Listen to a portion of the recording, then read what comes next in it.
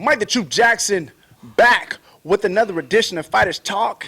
Once again, joined by the Black Beast himself, fresh off the victory at UFC Fight Night. How you feeling, baby? Feeling lovely, man. You know. It seems that you'll be expecting in about what, 8 months, 9 months now? Well, a little country beast going on there. Yeah, see a little bump coming in my leg. You know, he was humping my leg for 3 rounds. So yeah, I think he pregnated me. So we're coming off the win. You were taking on Big Country. This was, it was a hype fight. You have two fighters, two high-level fighters who are known for knocking people out. How did you see the fight going prior to the event itself? I was expecting one of us getting knocked out. You know, I wasn't expecting. There ain't no way in hell I was expecting this fight to go to the decision. So I was expecting I'm getting knocked out. He was getting knocked out. I was willing to lay it all out there. You know, so I didn't care. But I didn't expect for it to go to the decision. Now, during the fight, it seemed like he was willing to stand and trade with you, and then you touched him. And then I guess you can see his face. He was just like, nah. Is that kind of the reception you got from it as well? The idea is when you hit him, he was just like, nah. Yeah, for sure. You know, as long as he didn't start running around the cage, so. But I thought maybe he'll probably just going to try to do that for a little bit, then try to swing and bang, but he still wanted to stick to his game plan, I guess, and just try to take me down. Swinging and bang. That was one of the best post-fight interviews I think we've ever gotten from not only just you, and it was genuine. It was you could feel the emotion coming through your words. You genuinely wanted one of y'all to get knocked out, whether it be you, whether it be him. That was the outcome of the fight that you were looking forward to. So give it, now that you have some time, about a week has passed since the fight. Give it a have you seen the fight since then or no? I've seen the highlights, but I haven't watched the whole fight yet. But I'm probably going to watch it tonight. I'll see. What from your recollection of what took place in the fight? What was your thoughts? I mean, there was a lot of clinching on the cage. What was going through your mind? And also, once you eventually got the takedown, and you were kind of on your back, what was going through your mind in those times? Just I was being too conservative, like being too lackadaisical. Whenever he had me against the cage, I wasn't trying to fight him off me, or whenever he did take me down, I waited too late to really stand up. And so by the time the judge's decision came around, I was like, man, hopefully they don't give him the fight because he did take me down, but he didn't do nothing to me. So, like I said before, it is what it is. Yeah, it seemed, well, for you, what you say you were kind of conserving your energy. I heard you say that several times. The only reason why I felt like I needed to conserve my energy because in the first round I hit that motherfucker with some blows and he didn't go down. So I was like, oh shit. Any other heavyweight when I went out with that punch and he still stayed in there, and I said, okay, maybe I could get him in the second round. And the second round came and I hit him with a couple of good shots. Then I was like, damn, motherfucker really do got a good chin. So, okay, let's see what the third round gonna hold. So let me see if I can get him out of there in the third. And hit him with the hardest shot I ever hit anyone with, and he still didn't go out. Now, leading up to the fight, that was one thing that was brought up, at least from my end when I had this conversation with people, is the only person to really just knock Roy Nelson out was Mark Hunt. And since that fight, these have been decisions that he's gone to, whether it be win or lose. Did you ever feel at any time that maybe Mark Hunt took his chin away and that was sort of the reason that he had kind of reverted back to these kind of boring style of fighting? I believe not. I think it was just because he was training with Sean Jordan, I believe, and I'm guessing Sean Jordan was telling him some stuff. Okay, you could take him down. He ain't that good on the ground, this and that. So I'm guessing that's what the game plan was. But I believe the reason why I guess I couldn't knock him out, he was covering up pretty good. You know, when he fought Mark Hunt, he didn't really like shell up like that, like he did to me. So I just couldn't really get a good clean shot on him. Do you feel that maybe the Mark Hunt fight, being knocked out in the fashion that he was, do you think maybe that in his mind he was like, look, I need to work on keep my hands up a little more, work on the shell or head movement, especially knowing that he's going to fight someone like you who is a knockout artist in yourself. Do you feel that maybe that was going through his mind?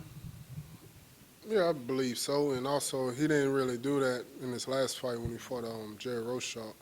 It was Jared Roshaw. So he's still heavyweight. He only take one shot, but Got the win. Uh, the fight itself, it was on a Thursday night. Well, how you feel about fighting on Thursday? It's not really the weekend fight. It's kind of the middle of the week. How you feel about that? it really didn't matter because we was in Vegas. So, you know, it's a weekend every day out there. So, yeah.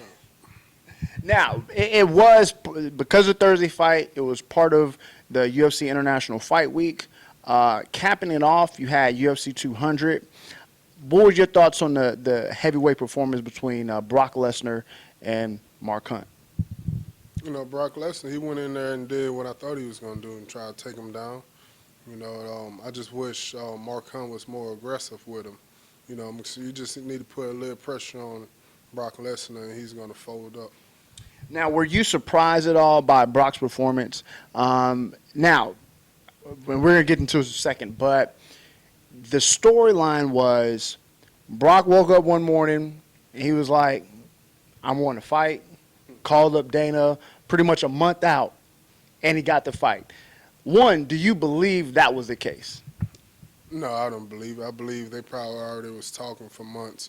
Whenever he heard the first rumor about Brock Lesnar coming back, I believe that's whenever the talking that had took place or whatever. But, So you feel he's been training longer than that month that he made the initial phone call? oh yeah, for sure. You know, whenever the first article probably ever came out like months ago saying something about Brock Lesnar coming back, I'm sure that was a sign right then and there. What did you feel, outside of obviously the wrestling aspect of it, but what did you feel about his performance, whether it be his cardio, his striking? Like, how do you feel he looked out there as a fighter? Being that he's taken 5 years off from fighting. Yeah, I believe he picked up where he left off. You know, he did a pretty good job. You know, he's still fighting the same, I believe. But it's pretty good, though. It's pretty still high level than what a lot of people didn't expect. But I believe if Mark Hunt couldn't have just put a little pressure on him, then Mark Hunt would have had him. Brock Lesnar would just fold up because he's scared to get hit. You have him now. There's talk about whether this is a one-off deal because technically he's still under contract with the UFC, even though it was a one-fight deal. He's ranked number 8 in the world now. He just came in and overshot the Black Beast. What are your thoughts on him being ranked number 8? You know, I don't care about the rankings, really. You know, it really don't mean nothing anyway. I know he ain't better than me, but he could be in number 8. I could be in number 11. It don't matter. But at the end of the day, it's all that matter about that paycheck, though. You know, if they pay me $2 million a fight, yeah, I'll fight. Sure, I'll go out there and fight hard as I can. But I would like to fight Brock Lesnar next if anything come to it. You know, just for the money. But still, I still go out there and like I'm the poorest man in the cage and fight hard as I can. Yeah, so now we have the win.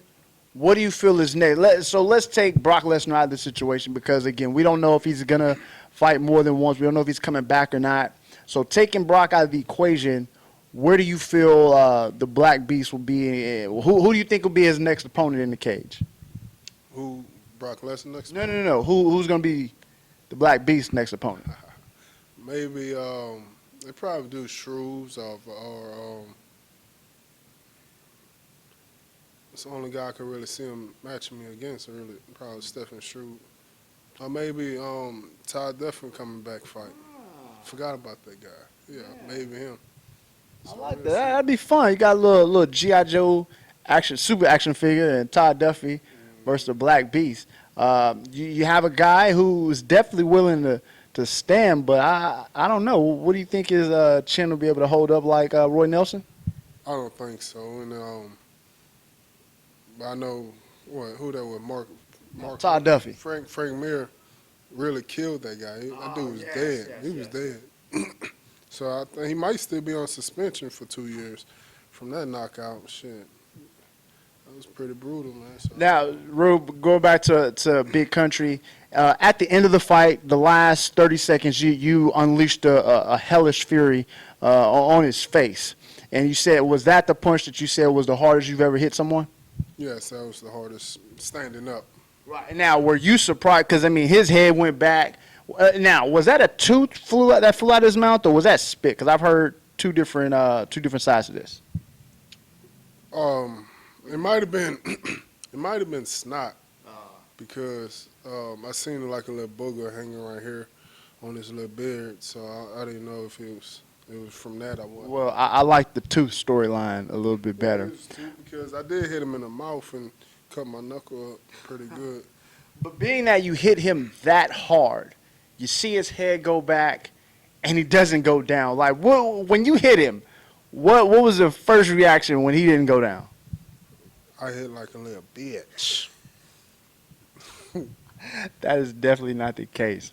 Well, anyway, so, I mean, he didn't go down from that. Yeah, I know. I was like, fuck, man, I must be losing my touch. I hit like a little bitch. That's why I was like shaking my head like, fuck. I'm sorry. And then we get to the scorecards and the reading that said it was a split decision. What kind of concerns, or were you worried at all, especially being in his hometown?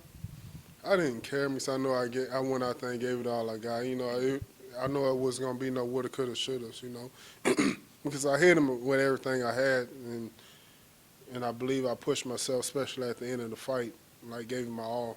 So it was like it didn't matter which way the decision went, but I was pretty pleased with myself, you know, my performance and everything. But the only thing I wish that I would never been too conservative against when he had me against the cage. That's it. Understood. Outside the cage, before we get out of here, I definitely want to bring up something that got some hype not too long after your last fight. You went and purchased the all gold T-Rex. I mean, that's how we living now, baby.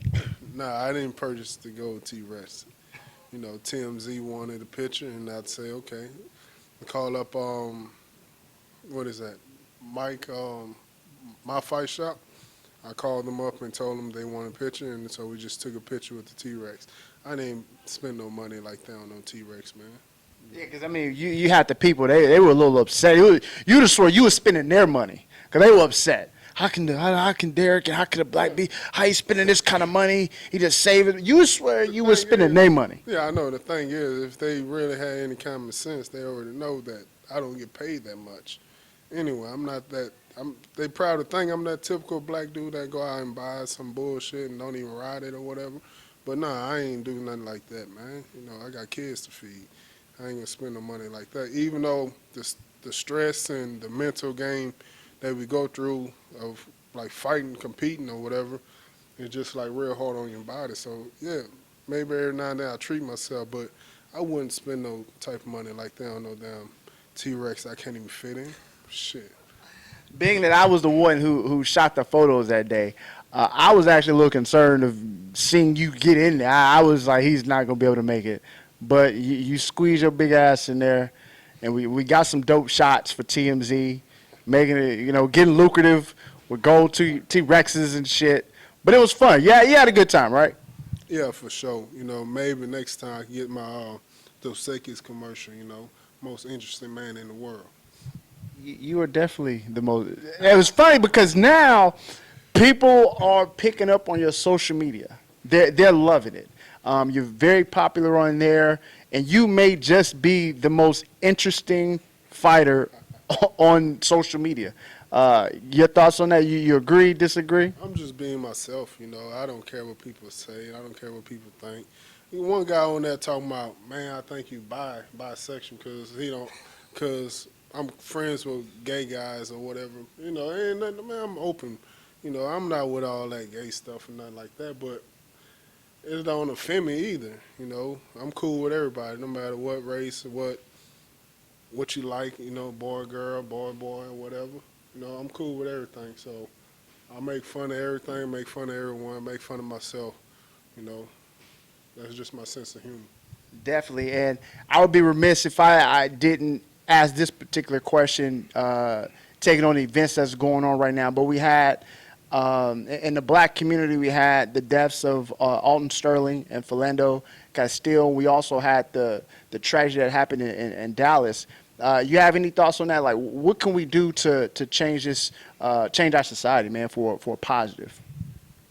Maybe I believe the police that's controlling the neighborhoods can really like sit down. And each police officer or whatever, no, only have to be all of them, just a few of them. Just go to the community and really just talk to the young people or whatever. Go to the events and just talk to them. See where their mind is at, see if they can help help with something. But right now, it's no trust in that. No one trusts the police right now. A lot of people are scared to call 911 because they never know what's going to happen whenever they come out now. So So you feel communication is the best key right here? communication, that's it. Just like when you're arguing with your girl, just talk to her for a little bit. Let her settle down before anything else bad happens. See, and there you have it. You heard from the black. See, Black Beast is here. He's here to bring us all together, no matter what race, what color we are. And then if you got girlfriend issues, look, I think we're gonna do that. I like that idea right here. We're gonna start a relationship hotline with the Black Beast. How you feeling? Come together like some butt cheeks. There you go. There you have it. Derrick Lewis. Appreciate it, baby.